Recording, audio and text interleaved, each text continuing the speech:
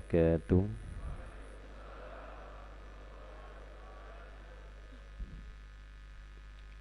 Alhamdulillahilladzi aqsama bis-subhi idza tanaffas. Wassalatu wassalamu ala Rasulillah nabiyyina wa sayyidina Muhammad ibn Abdullah alladzi ub'ida 'anil waswas. Wassalatu wassalamu ala hadzal nabiyil karim al-habibil amin wa ala alihi wa sahbihi wa dhurriyyatihi wa ummatihi ila yaumil mi'ad alladzi fihi natanaffasu ba'd. Yang kita hormati dan semoga dengan penghormatan yang baik ini menghadirkan kemuliaan di sisi Allah Subhanahu wa taala. Para ulama kita, guru-guru kita yang hadir subuh kali ini, pengurus DKM Masjid Agung Sunda Kelapa. Alhamdulillah hadir bersama kita juga ada Bapak Panglima TNI Jenderal TNI Agus Subianto, sahabat kami. Kami bersahabat cukup lama. Sebelum beliau jadi Panglima, sekarang Allah amanahkan jadi Panglima. Dan insya Allah setelah jadi Panglima, persahabatan yang baik tidak dilekatkan dengan kedudukan atau harta. Persahabatan yang baik dilekatkan dengan kasih sayang, cinta dan keimanan karena Allah Subhanahu wa taala. Ada Pak Kabintal, Pak Wali Kota, lengkap ini ya. Kita semua hadir, mudah-mudahan digolongkan oleh Allah pada satu golongan yang disebut Nabi dan didokumentasikan oleh Imam Muslim dalam hadisnya, khiyaru a'immatikum man tuhibbunahu wa yuhibbunakum. Para pemimpin dan rakyat yang baik itu adalah orang-orang yang saling mencintai. Mudah-mudahan di masjid ini kita dikumpulkan dalam suasana saling mencintai karena Allah Subhanahu wa taala. Dan dengan cinta itulah spiritnya kita mampu membangun bangsa dan negara kita menuju nilai-nilai kemakmuran yang diridhai oleh Allah Subhanahu wa taala. Bapak Ibu sekalian, baru saja kita menunaikan salat subuh berjamaah, diimami oleh imam kita dengan bacaan yang sangat fasih luar biasa. Semoga salat kita diterima oleh Allah Subhanahu wa taala.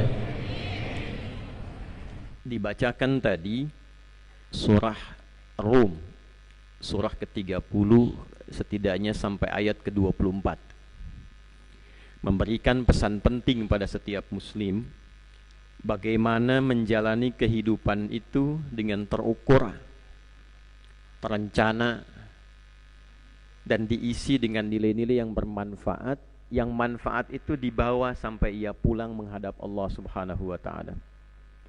Jangan sampai ada setiap muslim berkehidupan tidak tahu arah, hanya bangun, tidur, makan, beraktivitas, tidur kembali.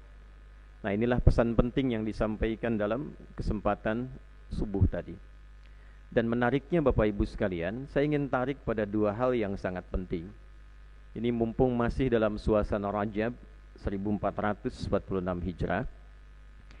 Ada satu hadis yang populer didokumentasikan oleh Imam Muslim dalam kitab sahihnya, nomor hadis terangkai dari 162 sampai dengan 164. Dan gurunya Imam Muslim, Imam Al-Bukhari, dengan riwayat yang sama menyantumkan juga hadis ini dalam kitab sahihnya, nomor hadis setidaknya dari 3207. Riwayatnya tersambung pada sahabat Anas bin Malik radhiyallahu taala anhu dari Nabi sallallahu alaihi wasallam. Secara singkatnya, hadis ini dalam urutan yang panjang ingin menguraikan tentang esensi perjalanan spiritual Nabi Muhammad sallallahu alaihi wasallam dalam peristiwa yang kelak kita kenal dengan nama Isra Mi'raj itu. Isra-nya nanti ada di Quran surah ke-17 Mi'rajnya ada di Al-Quran surah ke-53 Al-Isra dengan An-Najm. Tafsirnya di Al-Bukhari dan Muslim. Dari perjalanan Mekah ke Masjidil Aqsa di Palestina, Mi'raj dari mulai menembus langit yang pertama disambut oleh Nabi Adam alaihissalam. Langit yang kedua ada Nabi Isa alaihissalam dan Yahya alaihissalam. Masuk kemudian tembus di langit yang ketiga, keempat, kelima, keenam, ketujuh. Saya cepat sampai kemudian Sidratul Muntaha. Inti akhirnya adalah untuk mendapatkan hadiah dari Allah berupa perintah salat 5 waktu. Jadi puncak perjalanan spiritual ini yang kemudian kelak dalam setiap bulan Rajab kita kenang dan kita peringati, intinya adalah mengembalikan kita pada esensi hadiah yang Allah berikan melalui Nabi Muhammad SAW, yaitu salat. Pertanyaan pertama, seberapa penting salat itu? Sampai saking pentingnya salat ini, perintahnya tidak biasa. Bapak Ibu sekalian, zakat itu perintahnya turun ayat, keluarkan zakat. Wa aqimus shalah wa atuz zakat. Khudz min amwalihim shadaqah. Puasa perintahnya turun ayat, langsung kemudian tunaikan. Ya ayyuhalladzina amanu kutiba alaikumus Siam. Turun bulan Sya'ban tahun kedua Hijrah, sebulan kemudian Ramadan, tunaikan. Haji juga begitu, turun ayat, tunaikan. Tapi sholat itu beda sendiri. Saking istimewanya, saking pentingnya, didahului oleh peristiwa dulu, diperjalankan terlebih dahulu. Nabi contohkan jadi imam bagi para nabi dan rasul sebelumnya, kemudian menembus berbagai lapisan langit, lalu kemudian mendapatkan perintah dari Allah untuk menunaikan ibadah salat. Istimewa perintahnya. Perjalanan dari bumi, kemudian ke langit, balik ke bumi, hanya untuk mendapatkan perintah salat itu. Jadilah kemudian 5 waktu salat yang kita tunaikan dalam sehari setiap pergantian waktu dalam keseharian kita. Subuh pindah ke siang, ada salat. Siang pindah ke sore, ada salat. Sore pindah ke menjelang malam, ada salat. Malam masuk, ada salat sebelum tidur. Nah ternyata, Bapak Ibu sekalian, salat itu, semua yang terkait dengannya, di dalamnya terletak hikmah dan panduan kehidupan yang besar, yang menjamin setiap hamba Allah yang menunaikannya selama hidup akan mendapatkan 5 keistimewaan yang tidak didapatkan bagi orang yang tidak sholat. Perintahnya 5 waktu, pahalanya dikalikan 10 menjadi 50, dan keistimewaannya pun sama dengan jumlah penulaiannya. Ditunaikan 5 waktu, keistimewaannya 5. Dan semua nama yang melekat pada, baik nama sholatnya, gerakannya, bacaannya, dibuka sampai akhir, itu semua ada maknanya Pak Ibu. Jadi bukan sekedar nama biasa, bukan sekedar gerakan biasa, dibuka dengan takbir, ditutup dengan salam, tapi semua itu memiliki makna.